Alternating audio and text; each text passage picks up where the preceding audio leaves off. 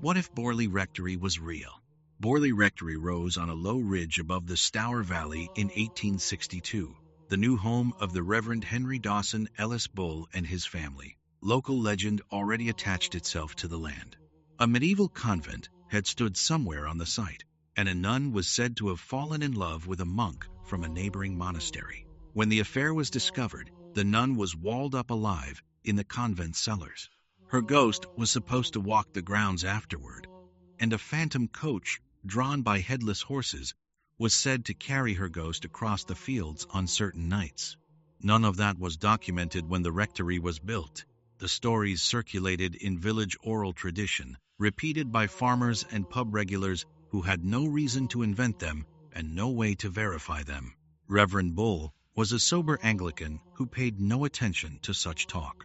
He built his house on the ridge and proceeded with his ministry. Within a few years, however, strange things began to be reported. Bells rang in empty rooms. Footsteps crossed hallways when no one was moving. Servants refused to work in the house. The family learned to live with it, and the rumors hardened into a local certainty. A haunted house stood at Borley. The question of whether the haunting was real would not be seriously investigated for 60 years. In 1929, a self-styled ghost hunter named Harry Price wrote to the newspapers offering to investigate any haunted house in Britain. Borley Rectory was one of the first to be put forward.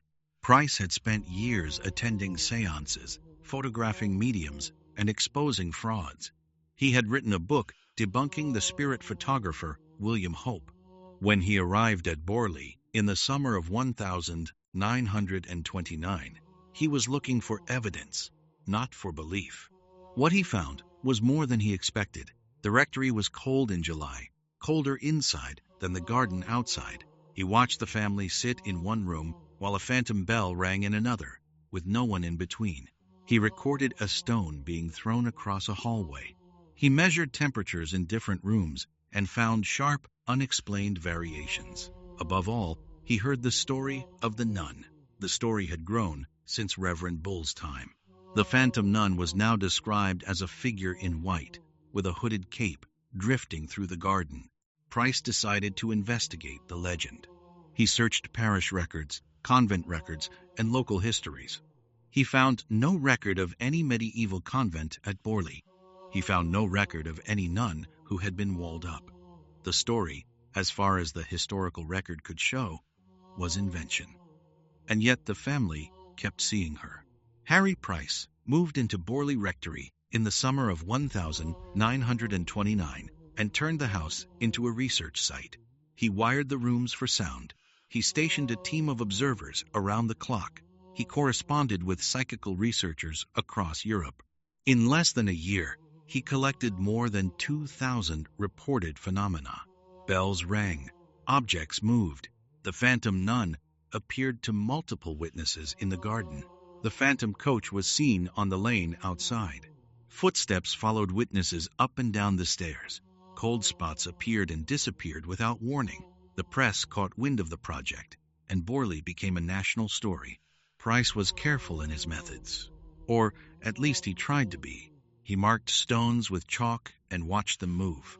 He sealed windows and found them still sealed after objects were thrown through them. He arranged controlled seances and recorded the messages. He invited fellow investigators to stay at the rectory, including the famous medium and researcher Verall.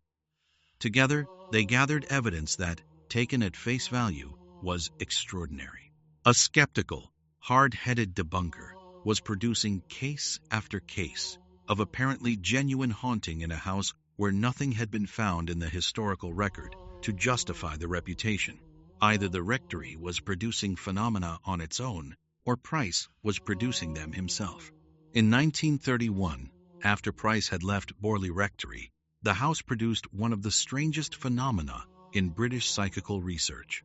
Tiny handwritten letters began to appear on the floor of an empty room. The letters were addressed to Harry Price and were signed by a woman named Marie Lairre. They claimed to be the spirit of a French nun who had lived in the rectory in the early 19th century. They apologized for past disturbances and promised peace. The medium Verall obtained specimens of the handwriting and compared it to samples from living people connected to the case. The handwriting did not match anyone known. The letters kept appearing in a sealed room with no one seen to deliver them. Poltergeist activity around the letters was intense. Pens and ink appeared. Sealed packets of paper were found in the house, unexplained. The case became a centerpiece of the psychical research literature. Skeptics pointed out that the letters used words and phrases that the writer could not plausibly have known. Believers pointed out that the letters, however dubious, came from somewhere. Every time the case seemed closed, a new letter would appear. In 1937, Borley Rectory was taken by a new tenant, a Mrs. Cooper, who brought her 3 daughters. The new occupants lasted only a year. They reported the most violent phenomena yet seen at the house. Stones rained on the roof. Windows cracked for no reason. The phantom nun appeared in a bedroom. 2 of the Cooper daughters reported being physically attacked by an invisible force. Their mother found scorch marks on the bedding. The family fled in 1938. The Coopers were not the only witnesses. Local residents reported seeing a phantom figure on the lane. A neighbor told the press he had seen a coach and horses move through the garden wall as if it were not there. A policeman investigating a noise at the rectory was reported to have fled without explanation.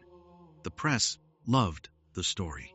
Borley was now firmly the most haunted house in England, and the publicity only attracted more investigators, more mediums, more reporters, and more people looking to make a name from the case. Harry Price, who had moved out years before, was asked to investigate the Coopers' claims. He produced a long report that cataloged the disturbances and concluded that genuine phenomena were occurring. On the night of 27 May 1938, a maid at Borley Rectory smelled burning. Within minutes, the upper floor was ablaze. The fire brigade arrived from the village of Long Melford. The roof collapsed. The interior was gutted. Only the outer walls and the staircases were left standing. Miraculously, all the residents escaped. The phantom coach was reported by neighbors in the lane as the flames rose. The phantom nun was reported in the garden by a young boy. The press treated the fire as the dramatic peak of the case. Harry Price arrived the next morning and was photographed standing in the ruins. He salvaged what he could from the wreckage, including a fragment of brick that he later claimed was part of the original medieval convent wall. He arranged for the site to be partially excavated, but the war intervened. The rectory ruins stood in the field, fenced off, for the next 6 years. Sightings of the nun continued. People came to stand at the fence and watch. Some reported seeing a figure in the empty windows. Some reported hearing bells. The legend of Borley had survived the fire and grown with it. In 1944, Harry Price returned to Borley with a small team and began a formal excavation of the site. What he found was more than the legend had promised. Beneath the foundations of the rectory, the dig uncovered a circular brick foundation wall, far older than the 1862 building. It appeared to be the remains of a structure that could have been a small medieval chapel or a cell. Inside, the diggers found bones. A partial human skeleton lay in the soil, with the skull turned to one side. The bones were sent to a Cambridge anatomist for analysis. The verdict came back that the bones belonged to a woman, probably between 40 and 50 years old, and that the bones had been in the ground for several centuries at least. There was, however, no record of any convent at Borley. There was no record of any woman named Marie Lairre. Price concluded that he had found the remains of the walled-up nun. He published his findings in 1946. The case seemed closed. A medieval convent had stood at Borley. A nun had died there. Her bones were in the ground. The phantom nun was her ghost. The phantom coach was the memory of a funeral. Every strange thing reported at the rectory now had a possible origin. Skeptics, however, were not satisfied. Where were the convent records? Why had Price not found them in 1929? Why did the bones not match any known burial? In the 1960s, the son of one of the original Bull children was asked about the case. He told a researcher that the phantom nun had been his father's invention. Reverend Bull, the rector, had wanted to sell the property and had invented the legend to make the house more attractive to a buyer interested in the supernatural. The phantom coach was a story added later by villagers who wanted to frighten the rector into selling. The letters from Marie Lairre were later exposed as hoaxes, almost certainly produced by someone with access to the house. The excavations of 1,944 produced bones, but no positive identification of any historical person. So, was Borley real? The bones were real. The sightings were real to the witnesses who reported them. The poltergeist phenomena were observed by people who could not all be lying. And yet the central narrative, the murdered nun, the phantom coach, the historical convent, appears to have been built up over generations from local rumor, family invention, and the press coverage of a skilled showman. Borley Rectory is now a field, the foundations removed, the site marked by a brick pillar. The case remains a textbook study in how a haunting is built. Whether anything at Borley was ever real may not be a question that can be answered. The haunting belongs to everyone who ever told it.